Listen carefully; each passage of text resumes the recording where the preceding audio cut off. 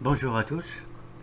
Voilà, donc pour rester toujours dans le chapitre de la chimie organique, je vais entamer en quelques séances le chapitre des mécanismes réactionnels et de la réactivité des fonctions organiques. Un certain nombre de fonctions organiques réagissent suivant des réactions connues sous forme de substitution ou d'élimination d'addition. Il y a des mécanismes qui régissent ces réactions. Donc, je vais essayer de partager le chapitre en quelques parties.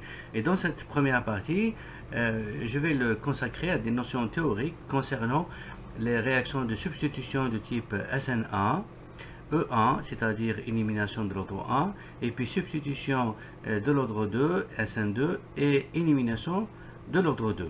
Et donc, on va essayer de confronter ces quatre types de réactions qui, généralement, elles vont ensemble. Et il y a des détails qui permettent justement de distinguer une réaction par rapport à une autre. D'abord, j'aimerais définir avec vous quelques notions. Pour commencer, il faut savoir que sur une molécule siège d'une réaction, il peut se dérouler trois types de transformations. La substitution, l'élimination ou l'addition. La substitution, elle concerne des réactions qui consistent à remplacer un groupement par un autre. Tandis que l'élimination, elle représente une réaction qui permet l'obtention d'un composé insaturé.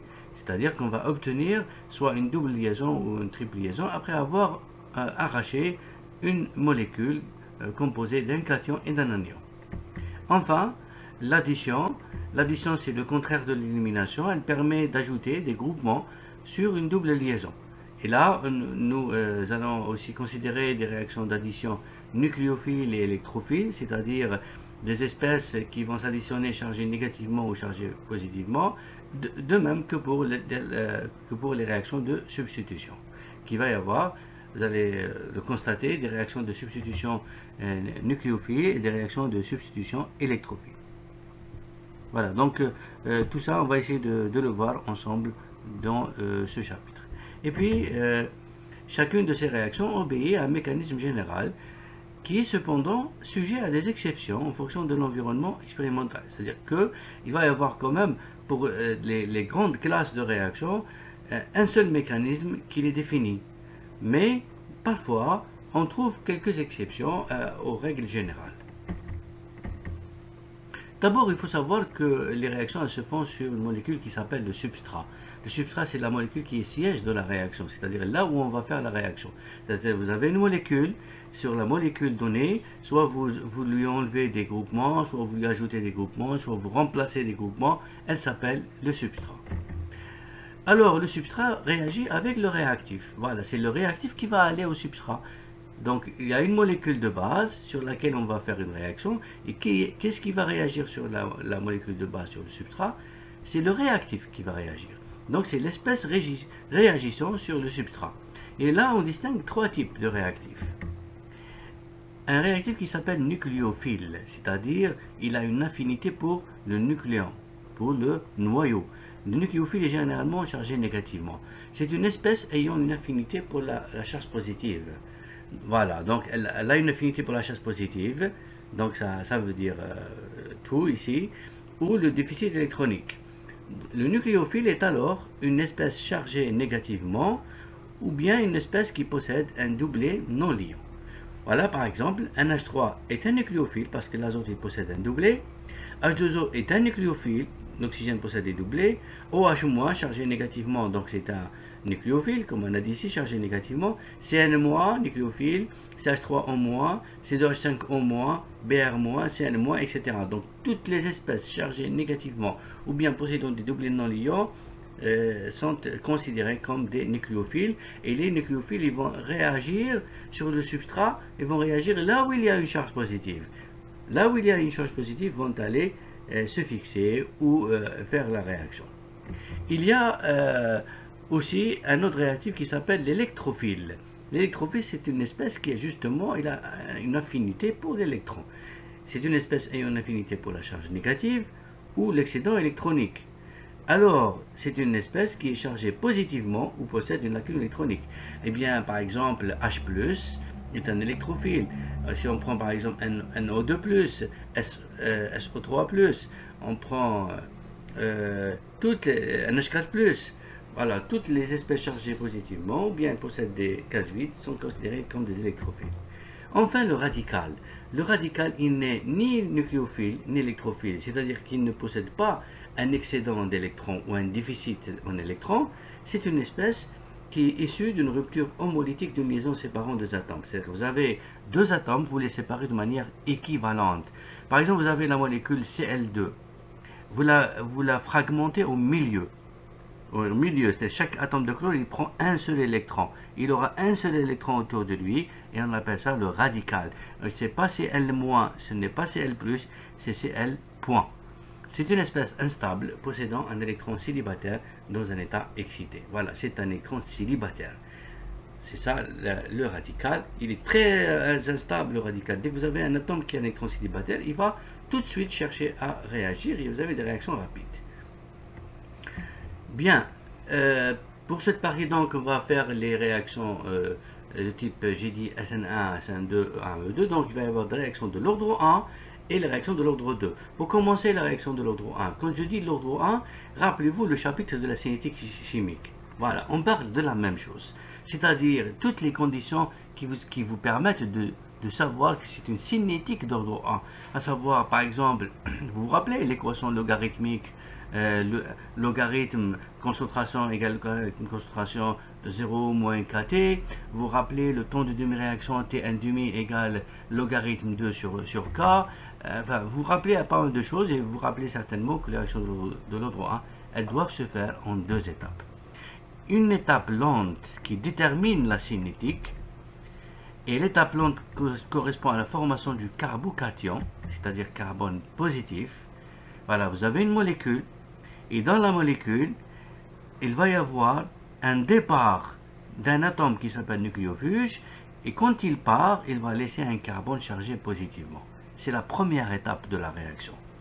Donc rappelez-vous bien, regardez bien le substrat. Dans une molécule substrat, vous allez avoir un départ d'un atome négatif qui va partir, il va laisser à la place le carbone positif. C'est la première étape, c'est l'étape la plus importante, c'est l'étape déterminante, on l'appelle l'étape lente.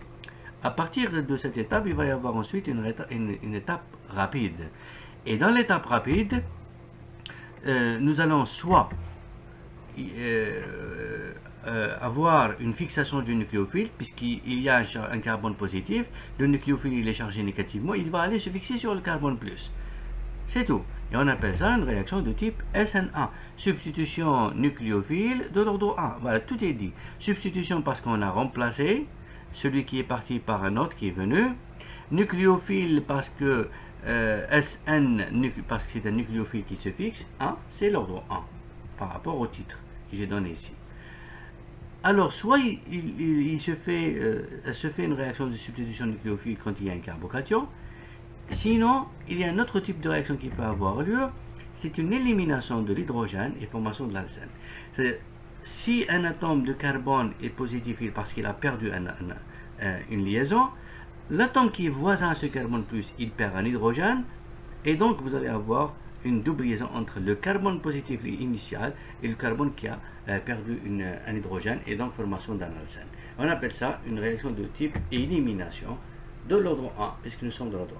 Voilà donc les étapes qui régissent les réactions de l'ordre 1, soit de type SN1 ou E1. Nous remarquons une chose importante quand même, que SN1 et E1, ils ont en commun quelque chose d'important, c'est la première étape, l'étape déterminante. C'est-à-dire la première étape, quand vous faites la première étape lente, vous ne savez pas encore s'il va y avoir SN1 ou E1. C'est à partir de la deuxième étape qu'il va y avoir soit SN1, soit E1. La réaction est donc favorisée par les éléments suivants. Quand on parle de réaction de l'ordre 1, alors le carbocation il doit être stable. Voilà, sinon il ne se forme pas. Si on veut avoir une étape lente avec la formation du carbocation, il faut s'assurer que le carbocation il est stable. Et comment il peut être stable? Soit par des conjugaisons de liaison, comme on a vu les effets électroniques, c'est-à-dire que autour de lui il y a des doubles liaisons qui vont lui donner des électrons, ou bien des groupons d'honneur. ou bien des formes limites.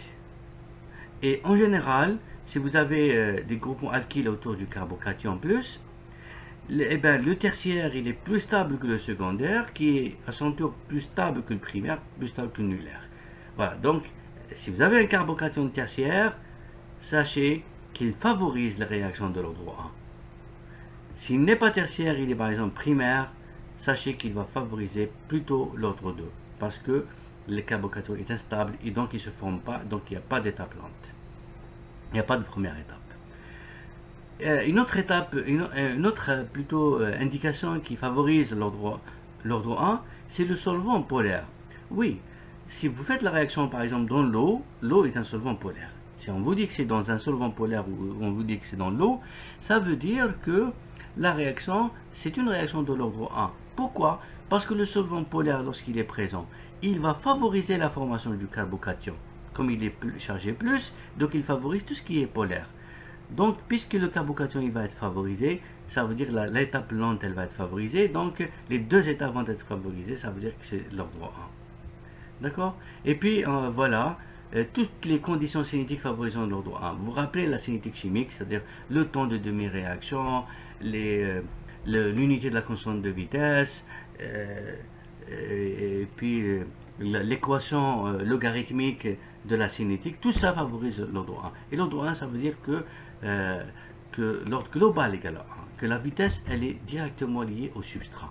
La vitesse égale à K fois le substrat. Elle n'est pas fonction du réactif, uniquement le substrat. L'ordre 1, c'est pas l'ordre 2 pour écrire substrat fois réactif fois K. Donc, parce que nous sommes dans l'ordre 1, c'est uniquement le substrat. Voilà, donc, globalement, je vous ai décrit les réactions de l'ordre 1. Et puis, on prend comme un exemple le mécanisme général de la réaction de substitution SN1. Eh bien, elle se fait suivant le mécanisme général. Première étape, lente, et correspond à la formation du carbocation, comme nous l'avons évoqué maintenant. Alors, grâce au solvant polaire, qu'est-ce qu'il va y avoir? Il va y avoir formation du carbocation. Pourquoi? Parce qu'il va y avoir le départ de X-, le nucléofuge X-. Lorsque X- il est parti, grâce au milieu polaire, il est parti, on a polarisé la molécule en deux pôles négatifs et positifs. Regardez, il y a eu un départ d'une substance négative, il reste le substrat chargé positivement. Et R1, R2 et R3 représentent des alkyles ou des groupements autour du carbocation pour le stabiliser, pour le rendre stable. Ils vont lui donner des électrons, c'est des groupements donneurs, pour le rendre assez stable. La deuxième étape, elle est rapide et elle correspond à la fixation ou l'attaque du nucléophile. Remarquez bien, puisque le carbocation il a trois liaisons, il est hybridé, donc sp2. Et sp2, ça veut dire qu'il est plan. Puisqu'il est plan, ça veut dire qu'il y a 50% de chances que le nucléophile vienne vers le haut, qu'il vient vers le bas. Et donc, on va obtenir deux produits possibles. Soit un produit où vous avez le nucléophile d'un côté, par exemple en avant, ou le nucléophile en arrière. Et donc, on obtient un mélange qu'on appelle généralement le mélange racémique. C'est-à-dire un mélange de 50% s'il est optiquement actif, hein, si c'est un carbone asymétrique. Si c'est un carbone asymétrique, vous allez obtenir 50% R, 50% S, si vous avez un seul carbone asymétrique. On appelle ça le mélange racémique. Voilà donc le mécanisme général de la réaction de substitution SN1. Vous avez remarqué le mécanisme, c'est deux étapes. La première fois, c'est former le C+, et la deuxième fois, c'est fixer de deux manières différentes le nucléophile. Le nucléophile, ça peut être OH-, ça peut être Cl-, ça peut être Br-, ça peut être Cn-, toute espèce chargée négativement. La réaction SN1 conduit à l'obtention d'un mélange racémique dans le cas où le carbone siège de la réaction est le seul optiquement actif. Voilà, je viens de le dire. Maintenant, les réactions d'élimination de l'ordre 1. Le mécanisme général comprend une première étape identique à celle de SN1, comme je vous l'ai dit aussi tout à l'heure. Quand vous êtes dans la première étape, c'est la même chose, vous ne distinguez pas encore entre l'élimination et la substitution. Et la formation du carbocation, c'est celle-là la première étape. Par exemple, vous avez une réaction. Regardez dans la réaction, qu'est-ce qui est susceptible de partir? C'est le X. Le X, ça peut être par exemple un halogène. Ça peut être le chlore, ça peut être l'iode, ça peut être le brome. Plus il est gros, plus il est polarisable. C'est-à-dire si c'est l'iode, il part plus facilement que le brome. qui est moins gros que le chlore qui est encore moins gros. Donc, un halogène par exemple ici, au milieu polaire, elle va se rompre la liaison. Elle va se rompre pour obtenir un cation, le carbocation, et une charge négative. Alors, tout à l'heure on a vu la SNA, c'est-à-dire sur le carbocation il va se fixer. Mais il y a une autre possibilité. Vous savez, si vous avez sur un autre carbone qui est voisin du carbocation des hydrogènes, eh bien, il va y avoir un départ de l'hydrogène ici, le H+, et donc il va y avoir formation d'une double liaison. Parce que l'hydrogène, il va laisser sa liaison, et donc il va se former une double liaison ici. C'est ça la deuxième étape. Élimination du proton et formation d'une double liaison. Regardez, une base va venir, enlever le H sans liaison, enlever le H+. Donc toute la liaison qui était là, elle va se rabattre sur le carbocation et former donc plusieurs alcènes possibles en fonction du nombre d'hydrogènes. S'il y a plusieurs hydrogènes sur le R4, sur le R2, sur le R1, etc., il peut y avoir plusieurs produits. L'essentiel, l'élimination conduit à des produits insaturés, à des alcènes. Alors d'autres produits peuvent être obtenus si les hydrogènes sont disponibles sur les atomes de carbone adjacents au carbocation. Il faut que ce soit des hydrogènes sur des carbones voisins au carbocation. Ce n'est pas un carbone loin. Non, il faut qu'il soit voisin au carbocation pour pouvoir former la double liaison avec le carbocation. Alors, il y a une règle qu'on appelle la règle de Zaïtsev, qui vous limite un peu le nombre de possibilités. Eh bien, lors d'une élimination, lorsqu'on fait une réaction d'élimination, l'alcène le plus substitué est obtenu majoritairement. Je reviens ici. Regardez par exemple ici. Cet alcène, il contient le H. Il contient donc 3 substitutions, 3 groupements. Celui-là aussi, il contient 3 groupements. Ils vont être obtenus peut-être de manière équivalente. Mais si vous avez d'autres possibilités, vous avez par exemple un alcène qui a 4 groupements, il va être majoritaire. C'est ça le plus substitué. C'est ça la règle de Zaïtsev. Donc vous n'allez pas obtenir de manière équivalente les mêmes groupements. Par exemple, regardez ici. Si vous faites une élimination, vous enlevez l'hydrogène de ce C3H7, l'hydrogène de CH3, en même temps que le chlore il va partir. Voilà, le chlore il va partir première étape, ensuite vous enlevez le H ici ou là. Vous allez obtenir soit une possibilité 1 ou possibilité 2. Si on vous demande quel est le produit qui est majoritaire, est-ce que c'est le composé 1 ou le composé 2, vous dites que c'est le composé 2. Pourquoi il est majoritaire? Parce qu'il est le plus substitué. Regardez combien de groupements il possède la double liaison. Elle possède, on ne compte pas les hydrogènes, il possède 2 groupements, méthyle et éthyle. Par contre, celui-là, il ne possède qu'un seul groupement propyle, puisque les 3 sont des hydrogènes. Donc celui qui possède le plus de groupements, d'après la règle de Zaïtsev, ou le plus de substituants, il est majoritaire, l'autre il est minoritaire. Remarque concernant les réactions de l'ordre 1. La réaction d'élimination est souvent en compétition avec la substitution, puisque toutes les deux sont régies par les mêmes conditions. Oui, nous l'avons remarqué, effectivement. Parce qu'on passe par la première étape qui est la même. Et il suffit de très peu pour aller à la deuxième étape, soit vers la SNA, soit vers la E1, ou bien les deux. C'est pour ça qu'on dit qu'il y a une compétition. Lorsque le réactif possède des propriétés basiques fortes, voilà, lorsque c'est une base, lorsque le réactif qui va réagir sur le substrat a des propriétés basiques, par exemple vous mettez OH- qui va réagir, OH- c'est une base. Qu'est-ce qu'elle fait la base? Elle élimine le H+, donc l'élimination elle va être favorisée par rapport à la substitution. Donc cette dernière est plutôt favorisée en présence d'un réactif plus nucléophile que basique. Si par contre vous utilisez un nucléophile halogène, chlore ou brome ou iode, au lieu d'utiliser un nucléophile basique comme OH-,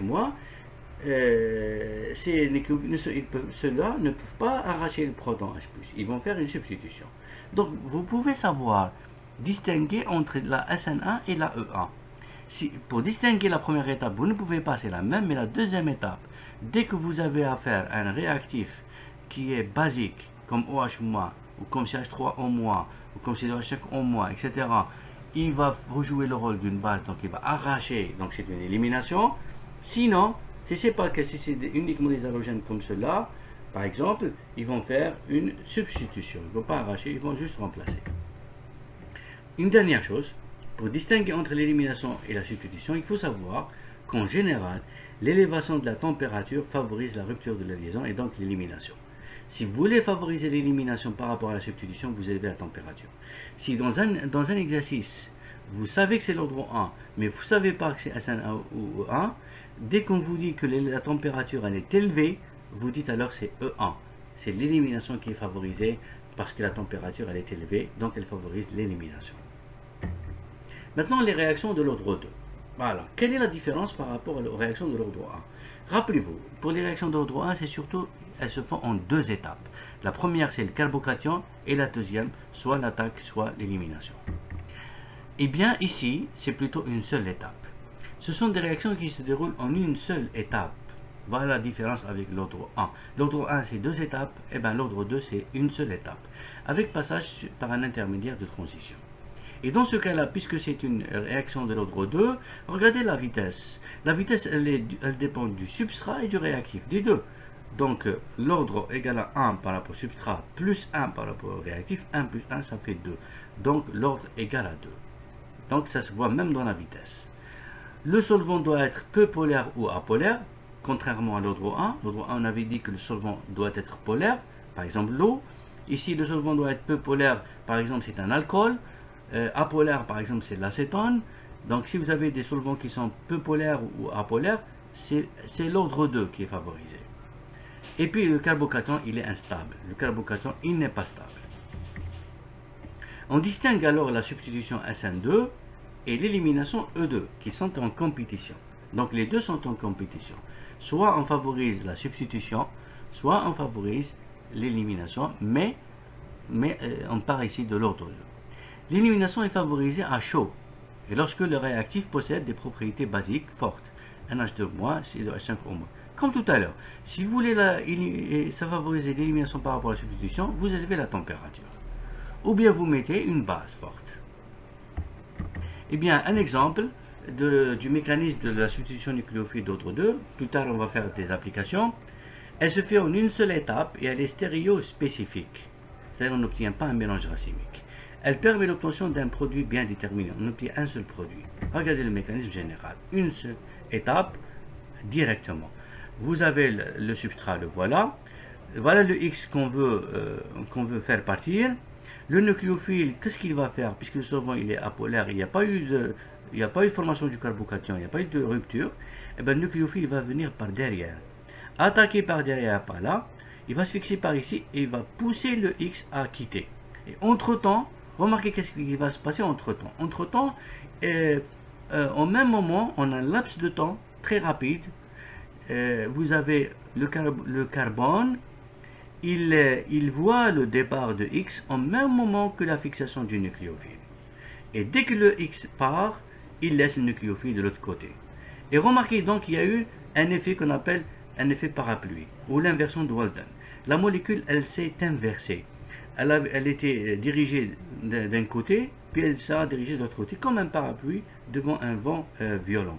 Et donc, si par exemple la molécule de départ elle est de configuration absolue R, il va y avoir inversion, elle devient S, et vice-versa. Si c'est un carbone asymétrique, il faut vérifier. On appelle ça l'inversion de Walden. Contrairement à l'ordre 1, souvenez-vous, pour SN1, on avait obtenu 50%, 50%, R et S. La réaction s'accompagne par une inversion de configuration si le carbone siège de la réaction est le seul carbone asymétrique, bien sûr. C'est ça la condition. Qu'il n'y ait pas un autre carbone asymétrique, sinon ça fausse tout. Maintenant, le mécanisme de l'ordre 2. Elle se fait en une seule étape toujours, correspondant cette fois-ci à l'élimination simultanée du proton et du nucléophile. Au même moment, on va former la double liaison, en enlevant le X qui va partir et l'hydrogène. Et l'attaque du nucléophile basique s'effectue du côté opposé au nucléofuge. Le mécanisme général est le suivant. Regardez, voilà le X qui va partir. Donc ce carbone-là, il faut aller au carbone voisin à celui-là et enlever un hydrogène. Et donc former la double liaison ici entre ce carbone et celui-là. Parce que là, il perd le X et l'autre, il perd le H. Et donc formation d'une double liaison. Au même moment, regardez, la base, qu'est-ce qu'elle fait? Le nucléophile ici, il a un caractère basique. Par exemple, NH2-, OH-, etc. Et voilà, donc en pointillé, on a montré qu'est-ce qui va se passer. La liaison CH, elle va se rompre, la liaison CX, elle va se rompre, et la liaison CC, elle va se former. Et voilà, elle s'est formée. Elle s'est formée, et il va y avoir formation cette fois-ci d'un seul produit, et pas et pas plusieurs produits qui vont se former. C'est pour ça qu'on dit qu'elle est stéréospécifique. Et puis, il y a départ d'autres produits secondaires, X- et BH-. La règle de Zaïtsev s'applique aussi lorsqu'il y a d'autres atomes d'hydrogène sur les différents carbones adjacents. S'il y a d'autres hydrogènes, bien sûr, sur le R2 et le R1 par exemple, vous allez avoir un produit majoritaire qui va être celui qui est le plus substitué. Donc l'alcène obtenu de configuration bien déterminée. C'est-à-dire quoi? C'est-à-dire que lorsque vous faites cette attaque par derrière, regardez, on n'a pas enlevé le H qui est du même côté que X, non, on a enlevé le H qui est opposé à X. Et à ce moment-là, si vous faites cette attaque-là, vous obtenez un seul produit, soit c'est le Z ou bien le E. C'est-à-dire, comme on a l'habitude de dire, soit cis, soit trans. La déshydratation se fait en milieu catalysé acide. Si vous voulez plutôt enlever H2O, si X est un OH et H c'est un H, bien sûr, H2O, c'est une déshydratation. Là, il faut utiliser notre mécanisme en milieu acide. Voilà, à partir d'une référence de ce livre-là, Organic Chemistry, je vous ai pris donc cet exemple, le tableau de réaction, son mécanisme, juste pour vous montrer c'est quoi la substitution. Qu'est-ce que ça veut dire la substitution? Regardez la molécule de départ, le substrat, et la molécule d'arrivée. On marque qu'elle était CH3Cl, elle devient CH3OH. Pourquoi? Parce qu'on a remplacé le Cl par OH. Et donc le OH est un nucléophile, et le nucléofuge, c'est le Cl. La même chose, CH3 c'est CH2I, on a substitué par CH3O, voilà le résultat. On a substitué le brome par l'iode, voici le résultat, etc. Voilà, donc il y a tas d'exemples où vous pouvez donc remarquer qu'il y a une réaction de substitution. Donc j'espère que c'est clair. J'ai essayé donc de vous donner juste les grandes lignes qui permettent de savoir comment est le mécanisme de l'ordre 1, c'est-à-dire 2 étapes avec formation du carbocation, et le mécanisme de l'ordre 2 qui est une seule étape. Et chaque mécanisme ordre 1 ou ordre 2, il peut avoir soit la substitution, soit l'élimination. Et il faut savoir que si vous voulez favoriser l'élimination, vous avez le choix, soit augmenter la température, ou bien aussi, vous pouvez utiliser un nucléophile qui a un caractère très basique. N'est-ce pas? Et puis, si vous voulez favoriser l'ordre 1 par rapport à l'ordre 2, si vous voulez savoir si l'ordre 1 qui est favorisé, eh bien, le solvant doit être polaire pour l'ordre 1, il doit être peu polaire ou apolaire pour l'ordre 2. Le carbocation, il doit être très stable pour l'ordre 1, il est instable pour l'ordre 2. Vous avez l'équation cinétique, elle permet, dans l'ordre 1, c'est V égale à K fois A. Pour l'ordre 2, V égale à K fois A fois B. Ça, c'est l'ordre 2. Et puis l'équation cinétique, le T1,5, il est constant pour l'ordre 1, il n'est pas constant pour l'ordre 2, etc. Et donc il y a plusieurs indications que vous avez l'habitude de voir. Voilà, donc je vous remercie pour cette première partie. Je vous donne rendez-vous à la prochaine partie à suivre pour faire des réactions de substitution électrophile sur le noyau benzénique, les réactions d'addition, que ce soit nucléophile ou électrophile, et enfin les réactions radicales. Voilà, je vous remercie.